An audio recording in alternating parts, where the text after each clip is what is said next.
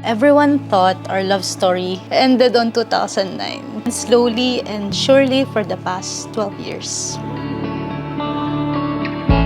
Lagi nilang tinatanong, bakit nga ba ikaw? Ang masasagot ko lang naman dyan, wala namang dahilan para mahalin ka.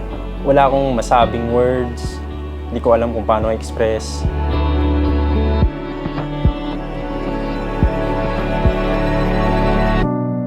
Kagaya ng naririnig natin sa ating mga lolo't lola, sa ating mga magulang, na ang pag-aasawa raw ay hindi kagaya ng mainit na kanin na pag sinubo mo at ka ay pwede mong iluwa.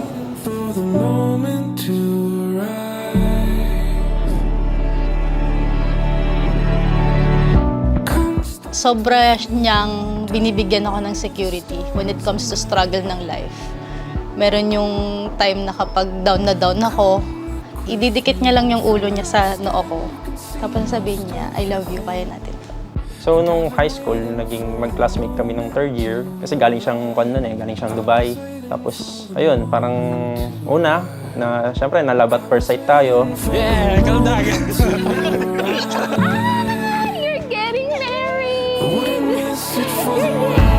Nag-rekindled lang ulit kami ng romance namin last year. Pero sobra kasi dami naming pinagdaanan. Sa kanya ko talaga nakita na ay kaya kong dalhin ng lalaki.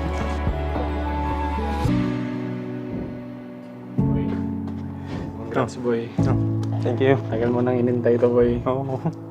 Mamimiss kita, boy. Alam mo naman pinagsamahan natin. Oo naman. Since high school, boy. Sana wag mo ako makakalimutan, boy. I love you, boy. Love kita, boy. Babe, eto na. I can't wait to grow old with you and I can't wait to love you in all the ways I can. Pagsisilbihan kita, huwag ka mag-alala. Lahat ng request mo, gagawin ko. I love you.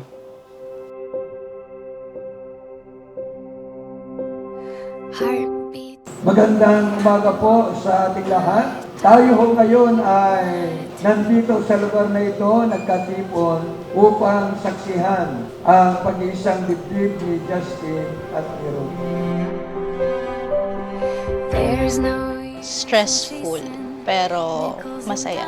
Sabi nga niya na nung na-stress na kaming sobra, sabi niya sa akin, basta importante yung sa atin. Basta importante tayo. At the end tayo. Idaan lang natin yung stress natin. Sabi niya sa akin. You can't buy the peace you're after, so don't even try. Anak, ang pag-aasawa hindi yan parang kanin na isusubo, pagka napaso, iluluwa. Always remember, ang pag-aasawa, kinakailangan niya ng patience, sacrifice, most importantly. Yun lang, I love you, anak, and I will always be here for you, no matter what. I love you. Small moments. I vow to love you, honor you, and cherish you sa bawat araw-araw.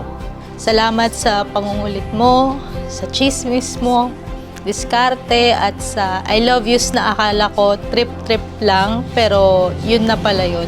Sa mga gagawin natin araw-araw, sa mga pagsubok nating mga tatahakin, sa lahat ng adventure natin gagawin. Paulit-ulit mong prove sa akin kung gaano mo ko kamahal. Salamat dahil paulit-ulit mo kong pinaglaban at hindi ka nagsawa. I know you'll see beauty. Pag sinabing mahal mo ang iyong asawa, magiging tapat ka sa kanya. Magiging faithful ka, hindi ka kukuha ng iba. Everything is taking. Ladies and gentlemen, Mr. and Mrs. Justin Angelo Perez.